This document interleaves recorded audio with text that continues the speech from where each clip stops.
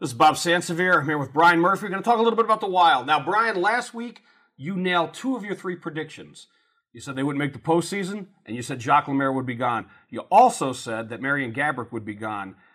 Does Jacques leaving make that more likely or less likely, or is it about the same of what it was? I think it's about the same. I think Marian now finds himself in the unique position of being 27 and finally being a free agent July 1st, and who can begrudge him for wanting to see what his value is out there. And he also improved his standing pretty well in the last couple of weeks with his production. So I think he wants to test the free agent waters. I don't think the coaching change had much to do with it. You got to have an incentive-laden contract with staying healthy, because you can't count on him getting through a season. It's not his history. I agree, but I think that if it was just him negotiating with the Wild, I think you'd find that. But with 29 other teams in the market, I think there will be a team that will throw a 3 or 4 year deal out there. Now, the money will be there for him. I just think he won't be able to get much more probably than a 3-year deal. But now, one of the things with Jacques, I mean, he's left it open about coaching again. Do you think he'll coach again?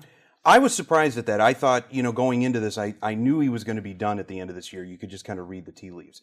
I thought he was going to retire for good. I was a little surprised when he left that door open, which leads one to believe that, maybe things didn't work out as they should have here. And I think he might want to have a fresh start somewhere. Now, that being said, he pretty much ruled out Montreal yesterday. You're going to have a couple teams that are going to kind of come and go in the playoffs. I think the landscape's going to shift between now and the end of June.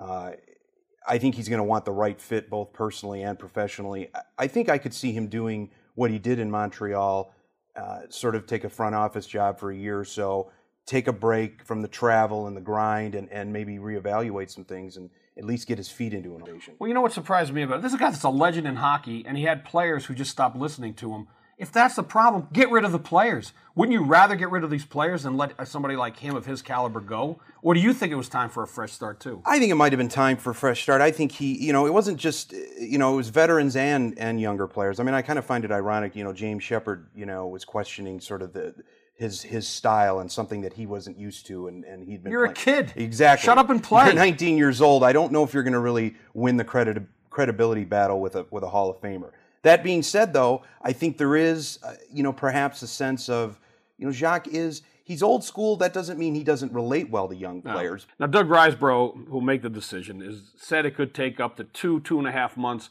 or more. You think he's just giving worst case scenario? I don't understand why, unless you have somebody in mind that may go deep into the postseason, you would even wait that long. You got to know the guys you want. Well, if he's looking at Mario, if he's looking at Ramsey, I mean, they're clearly there. He wouldn't need that long. But I think he clearly was stunned by Jacques' announcement. I think the timing of it.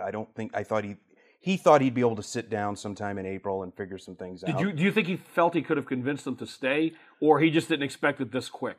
He knew it was coming. I think he knew it was coming. I don't think he knew it was going to come Saturday night, and I think he probably held out hope that he could have made another case. They've got a guy in the minors, Kevin Constantine, who's in a playoff series in the HL. Maybe he'll take a look and see how he handles that run.